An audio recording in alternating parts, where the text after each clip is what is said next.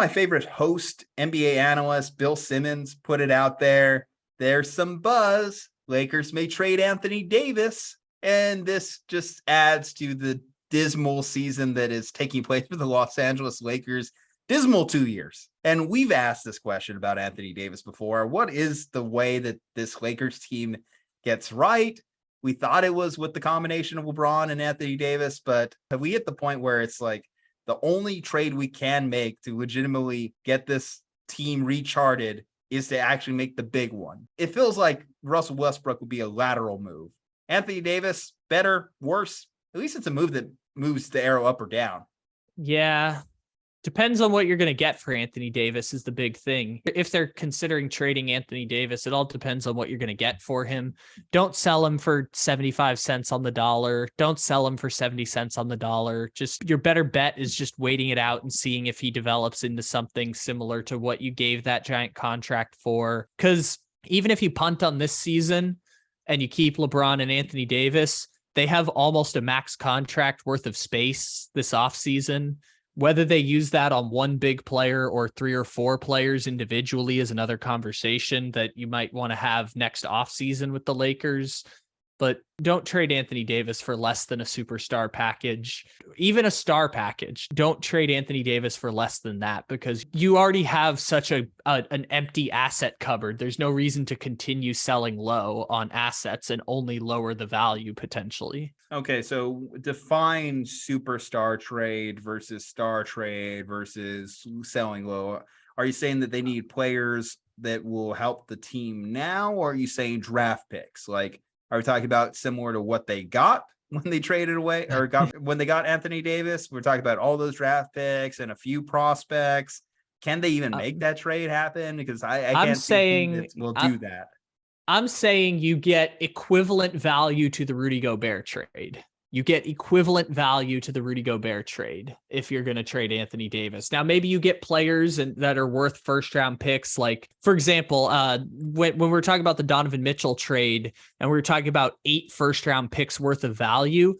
Well, RJ Barrett, if he were to just get traded on the open market, might be worth 2 first round picks. Obi Toppin might be worth 1 first round pick. You just kind of got to evaluate what each of the pieces are worth. So like get 7 to 8 first round picks worth of value for Anthony Davis. Now, maybe that involves trading for an all-star player that would be worth 3 first round picks. Like, I don't know. I'm just throwing a name out. DeJounte Murray.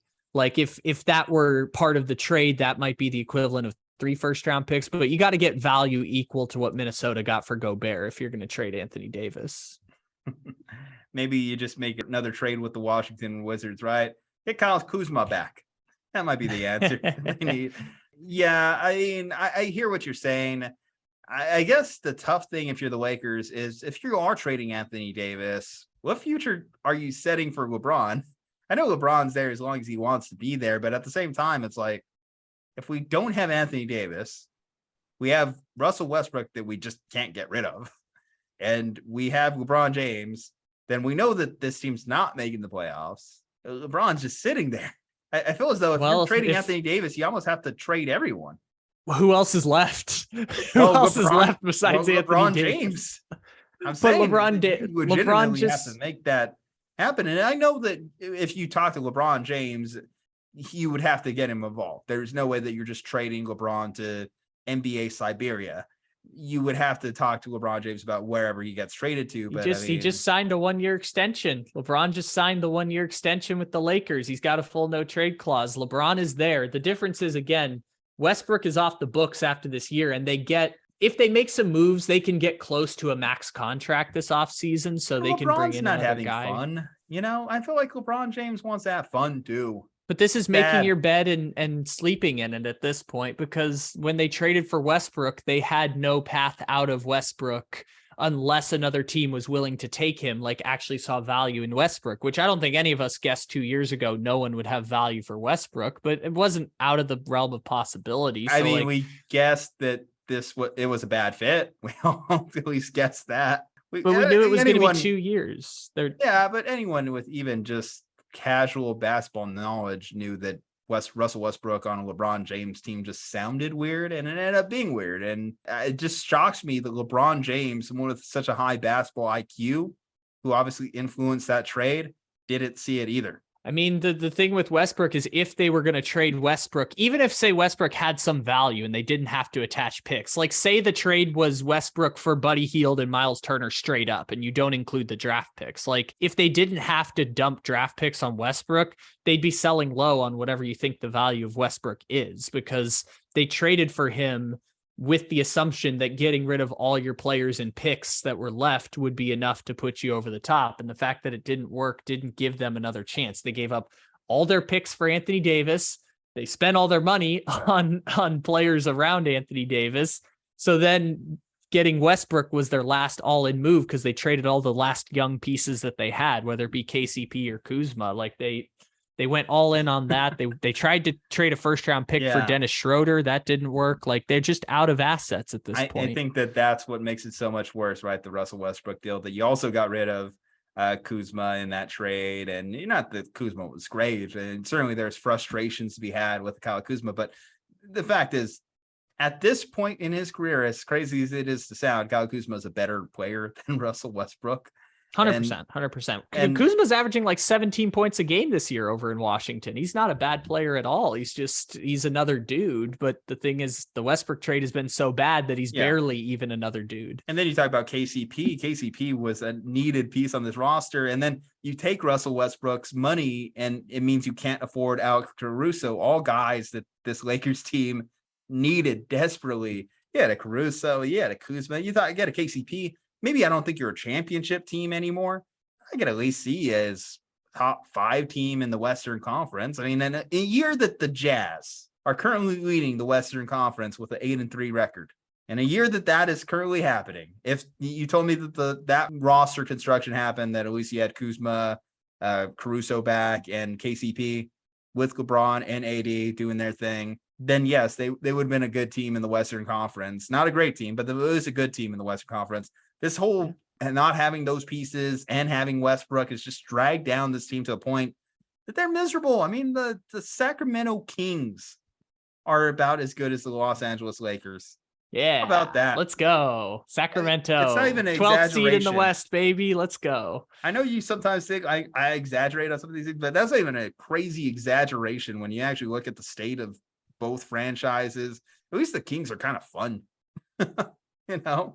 The Lakers sort of, but like this is like all those things you're talking about: Caruso, KCP, Danny Green, Schroeder. This is just making your bed and sleeping in it. Like this was the all-in move they made, and now you live with the consequences of it. The solution is not to trade Anthony Davis for less than what Anthony Davis is worth, just to try and set this thing up. But you're not going to get what Anthony Davis is worth. And Anthony Davis, I mean, it's tough because the injuries.